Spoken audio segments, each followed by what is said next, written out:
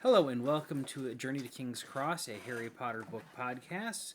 This was Chapter 19, The Servant of Lord Voldemort. We have, of course, a very, very nice picture for the chapter art here with the Shrieking Shack, where this entire conversation basically takes place.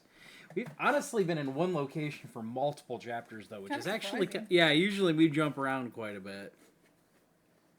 But we get like the full moon in the background, kind of hinting at events that are going to happen and stuff. Things that we heard other people are forgetting about.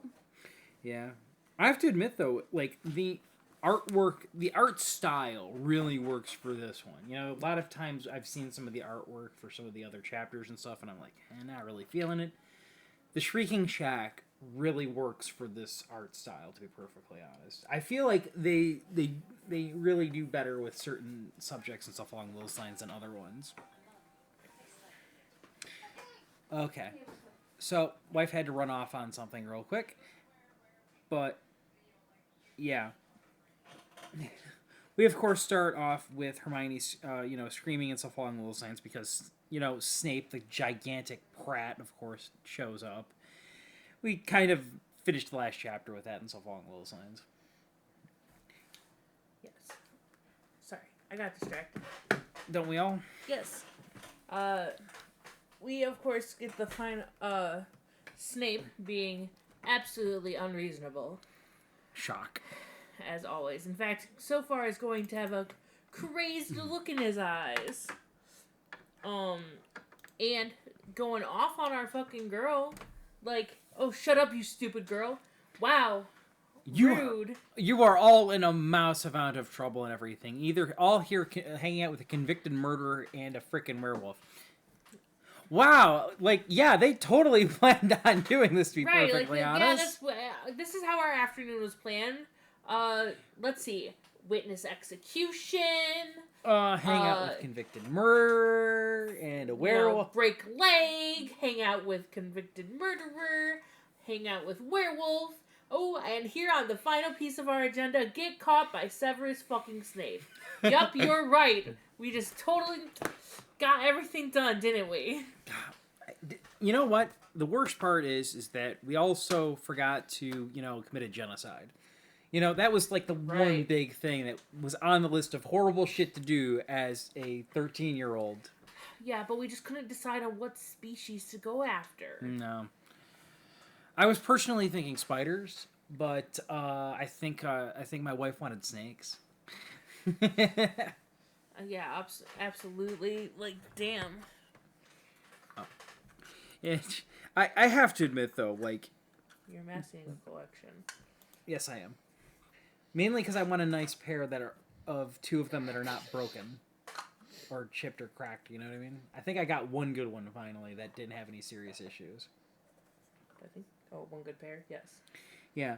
So, we of course,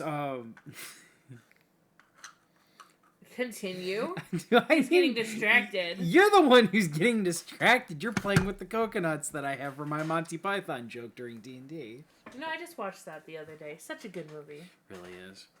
But, yeah, like, this whole, like, spiel, basically, and stuff, like, it like, Snape is... On the one hand, he has very good reason not to like Sirius Black, as Sirius Black nearly got his ass, killed, or worse.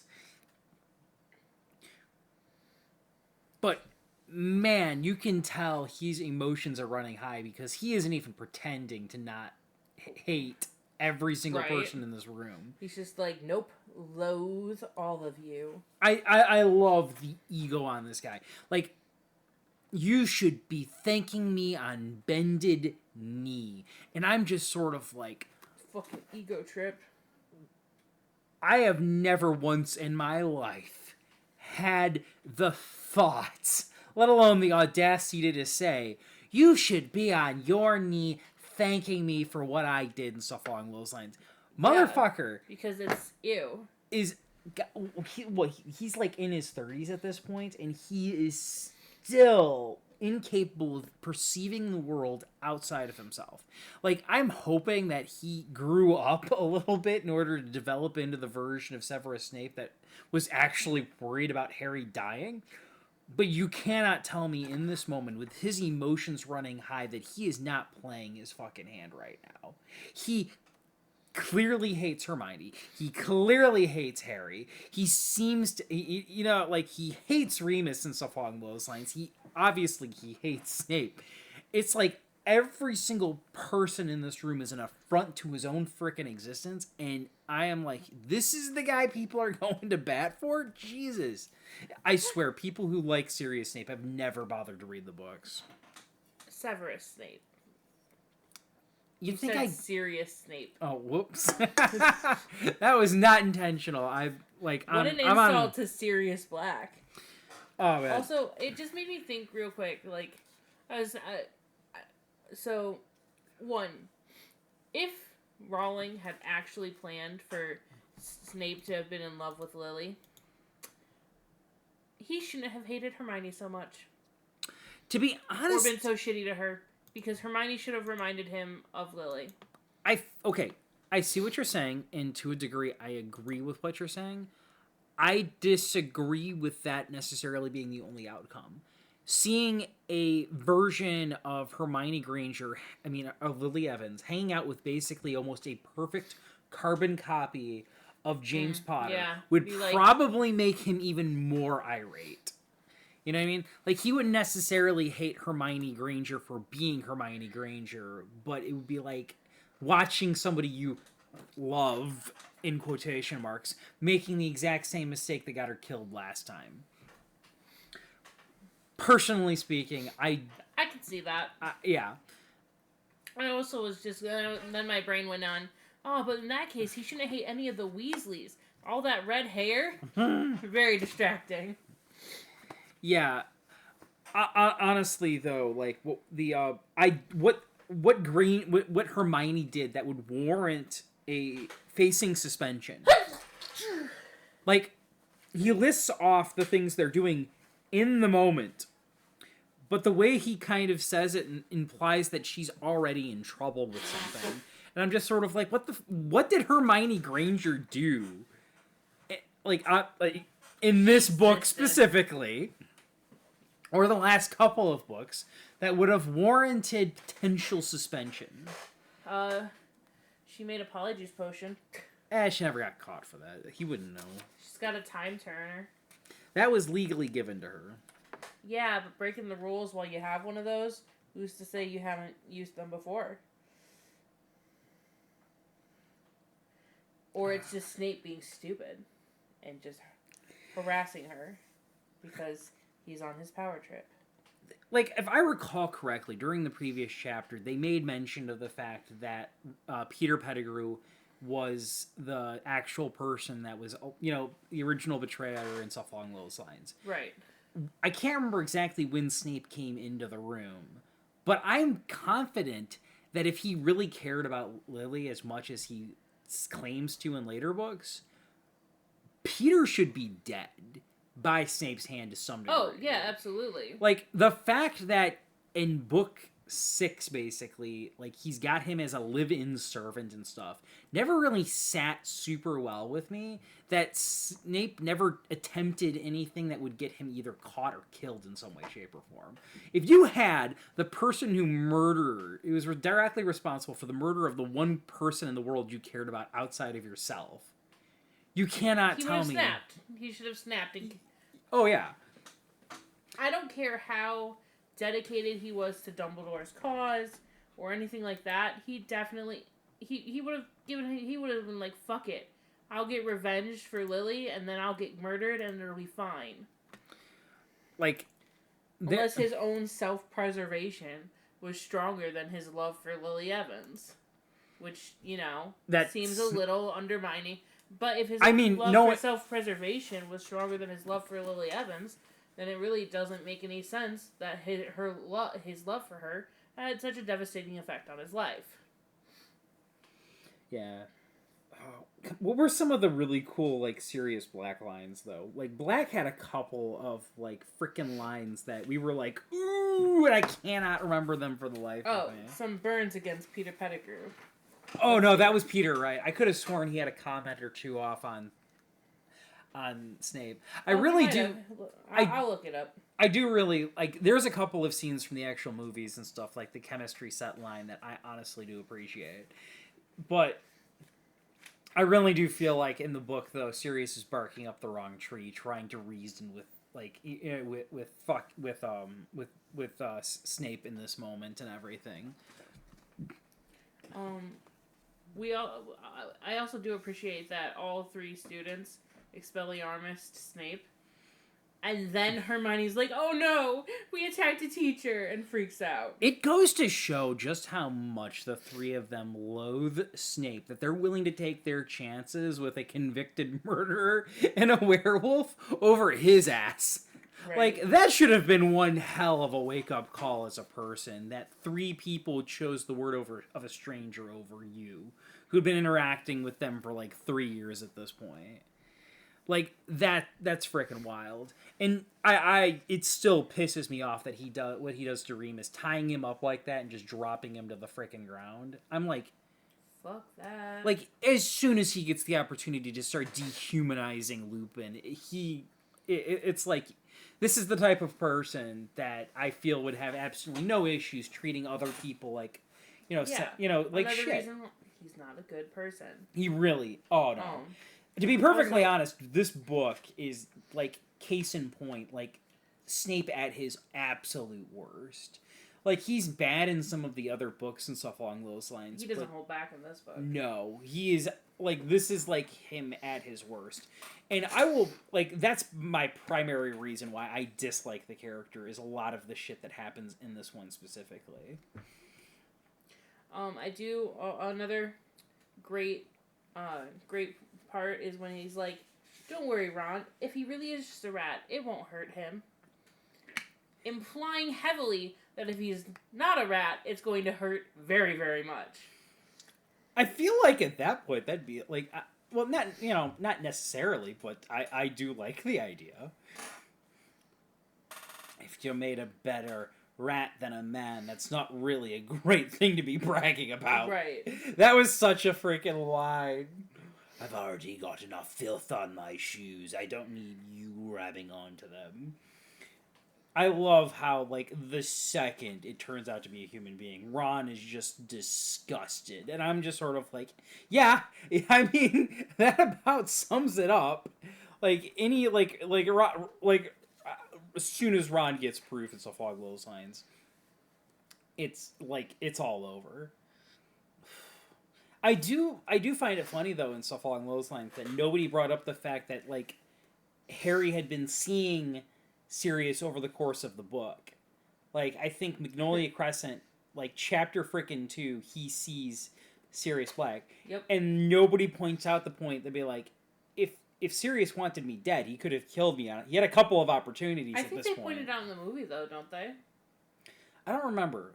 It's been a hot second since I've watched the third movie. I mean, like, the last time I sat down and watched a Harry Potter movie, I think was when we did the commentary for the second one, to be honest. I feel like I've missed a couple lines, but one of his lines was when Peter tried to beg for mercy from Black, he's like, "There's enough filth on my robes without you touching them." I made that comment earlier while you were thumbing through it, but yeah, easily peak. Honestly, Sirius Black gets a lot of amazing lines, both in the movies and the books, personally, even if they're not necessarily the same ones. The full-on explanation, though, is actually kind of wild, is that the kids are the ones willingly to poke holes, basically, in spite of the fact they've got evidence of the proof. They're not 100% willing to just take everything on trust. No, they ask, like Hermione was like, excuse me, but, like, why didn't he try to kill Harry? Oh, yeah, because he's a coward. Oh, okay, cool, that makes sense. But how did you get out of Azkaban? Dog. Oh, okay, cool. I do like a lot of the details we get about the Dementors in this chapter. The fact that they can't actually see, the fact that they can't sense the emotions of animals Very super well. The, like, all of, like... And they can't tell the difference between somebody who's just crazy or an animal. Which leads me to believe that the crazier you get, the less the Dementors have an effect on you. That extraneous Bellatrix. It does. Or maybe not that a less effect on you, it's just they can't tell that you're there as much. To be fair, I'm actually, like, knowing what we know in, like, future books and stuff along those lines, it's kind of wild that they even bothered to bury, like, the corpse that got left behind when, that was under, like, you know, that was the, Crouch person. It is kind of funny, though, is that you'd think, like, this knowledge could be very heavily abused. You could go pay somebody who's, like, terminally ill, basically, take them to Azkaban and get your frickin' person out that you needed to get out, basically, without any, like, anyone being any of the wiser. I honestly feel like Azkaban needs some frickin' better guards, like, someone to keep an eye on things. Because they had the security potion thing that gets rid of the effects of polyjuice and stuff. Oh, yeah. Like, when they were breaking into Gringotts. I'm like, why isn't that freaking mandatory for any high security area? You'd think, like, you would think you'd get doused with that every single time you walked in to do a job at the Ministry of Magic. Anything that would basically cleanse you of any, like... enchantments or spells or potion effects. Yeah. That seems like it would be such a simple thing to do, basically, if the freaking Gringotts goblins are capable of getting a hold of it, and they're not even wizards. Because a wand is required to create potions.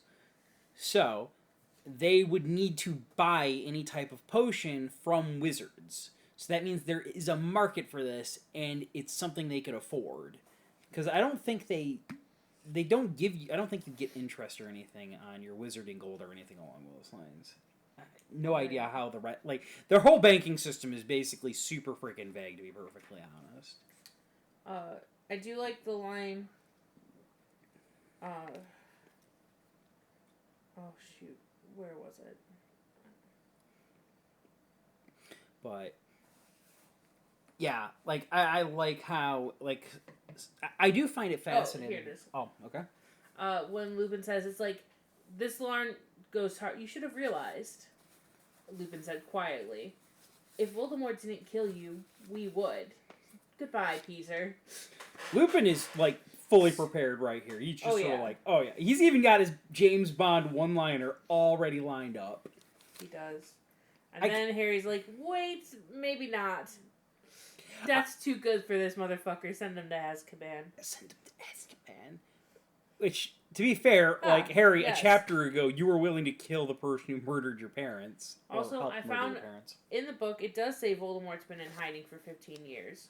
Which didn't quite make sense. I was like, what do you mean he's been in hiding for 15 years? That means he was hiding before Harry even got... yeah, 2 years. Well, I guess he kind of was. He wasn't, like, out in the open. He wasn't... he didn't make a full power move like he did in the 7th book. To be fair... still didn't quite make a full power move. He didn't come into the Ministry and say, bitch, I'm in charge now. To be fair, he never did that the second time around either. That's what I meant. That was the second... but yeah. Oh. Anyway. You were going to say something earlier, though. I do like the fact that, like, a lot of people actually that are capable of turning on into an animal in an animagus form have, like, certain qualities, basically, that stick a little bit. Mm. Because Peter has, like, the rat-like face and stuff along those lines around his face and stuff, even after he transforms back into human. Sirius is often considered to have a barking laugh. Let's see here, who was the... I think, I don't know if we get, like, I don't know if it's actually true, so we'll have to double check on this. But I could have sworn there was some beetle-like attributes for, what's her name? Rita Skeeter. I think her eyes were black and glittering like a beetle, like... Yes, there's some sort of comparison, basically. Probably with her nails, the way she clicks them. Yeah. I do like that idea, and it does give you a moment where you could theorize a little bit of what their animagus form would be. I don't know if I'm 100% on the level, so don't quote me, but I could have sworn that the Patronus and the Animagus form usually line up to some degree. Usually. I'm not 100% certain where I got this information from, but I could have sworn they were in a similar tier, basically, in terms of overarching... I don't think so, technically, because your Patronus can change. Yeah, I didn't say it was 100%. I just said that it was usually 1-to-1. It might your be. Your Patronus and your animal form, you're usually in pretty solid lockstep. And... Dumbledore's Patronus is a phoenix, so... You never know. I don't think he can turn into a phoenix. Nobody said that it wasn't possible. That's true. Nobody said your animal had to be a normal, non-magical creature. I could have sworn there was a case for turning into a magical creature for an Animagus form at least once. I feel like I'm just used to most magical, like, transformation rules being like, if you transform into something that's not a normal animal, you'll get stuck or it'll go horribly wrong. But that might just be one really good series that I read, which was... Oh, no. They made it abundantly clear and stuff along those lines that if you fuck up the Animagus, like, potion that you're required to make, you could theoretically, like, damn yourself to an animal form on accident. Yeah, they said that there were terrible consequences. Yeah.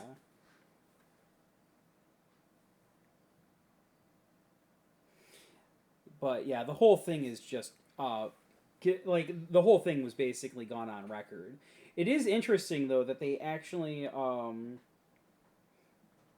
they do make mention and stuff that, like, Peter needed the help of, like, both Black and James to actually pull off his own transformation and stuff. Let's see. We gotta wrap this up soon. Why didn't they use Petrificus Totalis on Peter?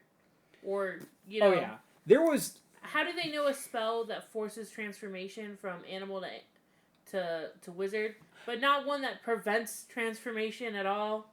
I'm going to be honest, there had to be some security, like, some stuff. Like, we do know that, like, Rita Skeeter gets contained in, like, the Unbreakable Jar. So there is a way to at least keep a person contained while in the Animagus form. There is a lot of questions, though, about so many different spells, so many things. Like, they just completely forget about the fact that the reason Snape is even there is because this is a dangerous night for Lupin. And the fact that he doesn't remember to even take this into consideration and stuff while they're heading out to basically turn him in. He's just on a nostalgia trip with his old buddy, thinking about the good old days when he didn't have to worry about that kind of stuff. You're not wrong, but it's not something you should just forget willy-nilly regardless, especially when you're being nostalgic, when your buddies were hanging out with you while you were in a transformed state. You okay, babe? Yeah, I'm good. I had to dip. I had a very big conversation I had to have with my family. I don't even know what I missed in the podcast. We basically covered the entire Okay, chapter. Well, sorry I dipped. That's okay. We'll get you next time. To be perfectly honest, when Kimmy needs to go run off to go wake her husband up and stuff. He's awake. Okay. But we should still wrap it up anyway. Well, we don't necessarily need to if me and Brandy want to go back and forth. If there was anything she wanted to talk about for the chapter. I feel like you guys probably covered whatever I was thinking. Possibly, but not necessarily a guarantee. Any big things that you want to mention? Or are you too distracted? No, I'm just family just took over my brain, so. Yeah. Sorry guys, can't be more descriptive. I don't know everything yet. Also, aside from having Peter more secure, they didn't have to take everybody back up with them right away. They could have left Snape down there. Really wouldn't have bothered anything. Ron's a little bit of a liability. Could have just left him for a bit. I feel like Ron wanted to be there personally in order to escort. Oh, sure. Yeah. But, keep an eye on Pettigrew, smaller group. Did you mention the Petrificus Totalis? Yes. Okay. Yeah, that was about the big thing I had. Okay, my personal thought process is everybody has to go, but Lupin needs to stay. Yeah, like, Lupin, it's a full moon and everything. I'm sorry, buddy, but you need to stay here and everything on the off chance. The fact that he hasn't already transformed is already kind of a plot point. It really does make it seem like it's under the light of the full moon. In which case, go around with a fucking enchanted umbrella. You'll be fine. Right. Yeah, really. Like, that... Or he has to look at the moon, so get some sunglasses. I don't know. Wear a Moon glasses. blindfold. I don't give a shit. Like, to be perfectly honest, it gets even more confusing if you take science into account, because the moon is just reflected sunlight. So theoretically speaking, you should never be able to not be a werewolf. Vampires should get killed at night. Yeah. Unless the moon is it's a new moon. Yeah. But you get the you get the general idea. Like, Ron can still escort him out. Black and Ron tie themselves to Peter and stuff. Both have wands pointed at his ass. Or to And the they- Petrificus Totalis, and then floated his body up. Yeah. Be like, hey, by the way, the person I supposedly blew up, 13, Literally waving it in front of his face. Look, he's alive. for now. For now. For now. I'm gonna kill him! You better get him out of my sight, or I'm gonna kill him for reals. I get it. We need to have the plot point. Peter's integral for the revival of of Voldemort. We need to have, for the sake of the story, everybody needs to hold the idiot ball for a couple of seconds. Lame. It's very annoying, especially considering a lot of our favorite characters end up dying because of this decision. Including the two people in the room right now. The fact that Peter almost outlives both of them is frustrating in of itself. The fact, Lupin outlives him, but not by frickin' much, because he had to go and get his ass killed, too. Yeah. Did you mention my comment about that's why Peter was freaking out the whole time was because James was haunting him? Oh yeah, no, he didn't. It's like, he's like, you killed me, you son of a bitch! Die, bitch! Oh. James just whispering in Peter's ear the whole time. Okay, so I ended up doing some research and stuff but apparently there isn't a consensus on this. As some people have pointed out some of Kimmy's comments about the whole Animagus thing, apparently there are technically two characters this actually works for. James and McGonagall, both of which have the same Animagus form as they do Patronus form. Technically, McGonagall has 3 Patronus forms. Or doesn't she have, 3 cats? Or she can do 3 cats? I don't know. Anyway, I don't recall anybody having more than I would one argue that animal. we've never seen we never would have seen James's Patronus form. We only know Harry's Patronus form is a stag, aka his dad. My Patronus is my dad. That I'm sure that would actually be very heartwarming for James, to be perfectly honest. Oh, of course. But I think a lot of the information that we know about certain people's alternatives, because I don't think we ever see Minerva actually using the Patronus charm herself. But we also got to remember, Rowling doesn't shut the hell up about anything, and basically has openly talked about other people's Patronuses and stuff in the past. So it wouldn't strike. I'm not taking it as pure gospel or anything. But we only have a handful of Animagus people to begin with and stuff, so we don't really have we don't have the luxury of really stress testing the theory one way or the other. Fair enough. But yeah, I mean, according to the Pottermore website, well, no, that has nothing to do. Never mind. Don't listen to me. You don't do an Animagus thing on there. no, Just the Patronus. no. There could be information about both of them on that site, though, which is probably where a lot of people are getting certain information from in terms of what people have certain things when they never really got to show it. Because I think only a couple of people actually showed the full animal Patronus, and I don't recall any of the people that have an Animagus form being the ones doing it. Except for maybe McGonagall. I don't recall her using it, to be honest. That's kind of why I was a little surprised when it popped up. And we know for a fact we never see James ever use a Patronus charm. Well, that's because he's dead. Yeah, obviously. Well, no, there is one short story where he is in fact alive.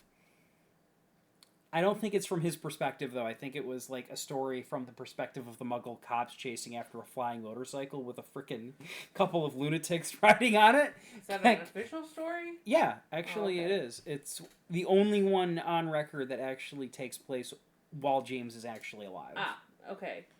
McGonagall uses her Patronus to alert the other heads of house that Hogwarts is about to be attacked. In Harry Potter. She and uses Deathly multiple Patronuses Yep. simultaneously. And actually, that's why I thought hers was 3 cats. Okay. Right, and this is a quote the page I'm looking at is a quote directly from Harry Potter and the Deathly Hallows. It specifically says 3 silver cats with spectacle markings around their eyes.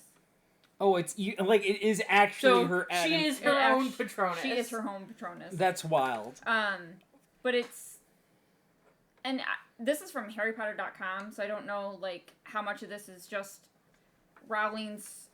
This is true. How much of it is like fan theory, or how much of it is actually coming from the books? Obviously, we know Harry's. It says that James's was a stag and Lily's was a doe. Dumbledore's is apparently a phoenix, but that also seems like something we've seen in book 4.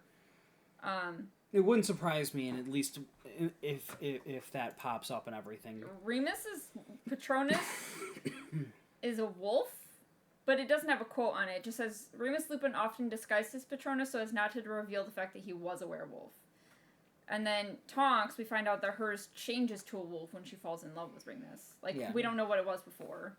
Actually, I Well, apparently at least it was a this rabbit. doesn't say what it was. I saw something that said it was a rabbit. I have no idea how true that is.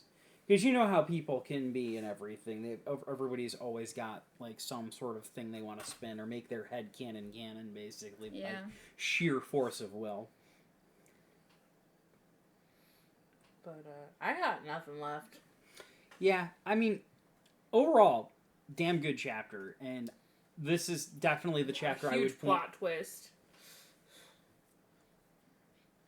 I'm going to be honest with you. Between this one and I think one of the latter chapters and stuff are like amazingly fun to point to anybody who's like a hardcore Snape fan. Be like, this is the person we're talking about. This is the guy you're defending. This guy is Snape's an asshole. Yeah, Alan Rickman is great. Yes. And I really do feel like the movies do a lot to sand off the edges of the actual character a hell of a lot. And it wouldn't surprise me if the TV show continues on that spectrum. Because with the books done and the whole story put through, you can't tell me that the people on the writing team aren't going to be like, all right, everybody knows the plot twist with Snape. We have the opportunity to make it a lot more... Refine it. Yeah, we could refine it a little bit. Because I am still not freaking convinced that Snape was supposed to be some double agent or something along those lines. Or even a Death Eater, basically, for a good chunk of time. Sorry, Pixie. I'm just thinking, how awesome would it have been if we can go back in time and get a TV show then instead of movies? And just see Alan Rickman playing all of these badass Snape character moments, where he's truly evil and you're like, how are we defending him? You can't tell me seeing Alan Rickman portray that would just be like, we know he can make awesome. We know he can make a good villain. Yes. All right, so let's plug our stuff so we can let poor Kimmy escape and get out of here, shall we? Well, you can still find me on FossTube/YouTube under Brandywine Stitches, and the rest of the socials at Hockeytown Candle Co. Cole Sanders on Twitch. Mondays and Wednesdays we stream video games. And you can find me at Ludo's Creation Corner on most social media. All right, so like, comment, subscribe, and keep your wands at the ready.